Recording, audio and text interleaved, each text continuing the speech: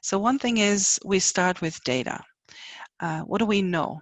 What do we know of our people currently? What do we know of their career aspiration, of their current strength, of their current individual development plans? So analyzing what we know today. Then we look at what's out in the market. Yeah, we speak to other organizations about their best practice.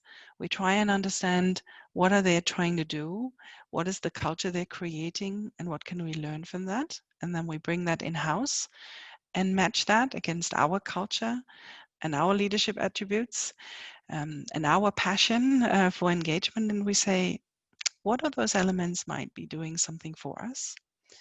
The next step is to say, how can we involve those people who ultimately should be benefiting from it? It's almost like adapting to product development and sales techniques that we see in other areas outside of HR or the talent space. Yeah, if you want to create a product that is meaningful and that gets market share, you need to know who your target audience is. You need to understand what are they looking for, what are they willing to invest for this product, and then you need to somehow monitor the life cycle of the product. So we try and do the let's say the R&D side of things by looking at our data and looking at best practice. We try to do the product development piece by really co-creating, not only with the females, but also with, important stakeholders in the organization to be able to bring different perspectives together. And then if we think about how do we get the product to market? Yeah, how do we get the female leaders excited about what we're offering? We're trying to venture into moving that online, being very much digital about it, giving them access through the information through an app that we call Smarta, so that they can have information at their fingertips and that they can look at our learning playlists wherever they are and whenever they have time. And then we try to really also look at life cycle management. So what are the offerings that are appreciated by the women and their leaders, and what are the products or services or solutions that we offer that served a purpose for a certain point in time, but that we may want to revamp. So we try and actually think of all of this as almost like a business approach, a business cycle.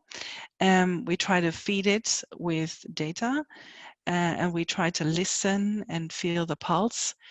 But ultimately, what I will say is the creativity comes from speaking to many, many different people. We are a company that is super diverse. We do business in more than 200 countries and territories.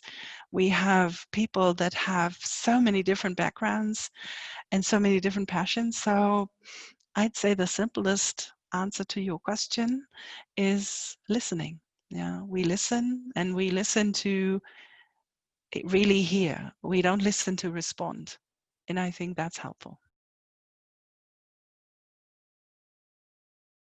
To me, two things are very important to get these programs up and running. One is support from the top, and the second is the change management overall. I think board commitments and board buy-in is absolutely crucial, not only because I believe that the board representation and buy-in and commitment to those topics is vital to making this not an HR topic, but a business topic. For us as a very international, the most international company as we call ourselves, it is very important to understand how much we've driven that change management aspect across all of our different areas and across all our different countries. And that starts with the top. Especially young, upcoming female talent looks for visible leadership at the top, visible representation. And as much as we can always get better at, having that woman in that photo that is taken in whatever event, what really matters is to have top level leaders that are committed to the subject and that are committed to really making a difference. And when I look at the board members of DHL Express, I see all of them committed not only to female leaders, but to a great place to work for all. And female representation and female visibility and development is one component of that. And I absolutely appreciate that commitment because it sends a signal into the organization. However, I think as we think about rolling out these programs and as we think about really anchoring what we're trying to do, and I spoke about many different elements and many different data touch points, that's a work in progress, that's a living thing, it's never finished. So we need to really anchor and make sure that we stay in tune and we listen and we feel the pulse. And we can only do that if our change management has sold the message to all of our regions and to our countries and to the different people in our organization. So I think visible leadership from the top opens the door. The co-creation, make sure we create something that's relevant. The change management and giving freedom in a frame gives us a chance to make sure that it can be embraced. It gets that local flavor. It gets that buy-in, and it gets that heart that it needs to speak to people. So it's ultimately all about partnership for me, and about, as much as I may sound like a broken record, staying in tune and listening to understand. And then we can see what still needs to be done.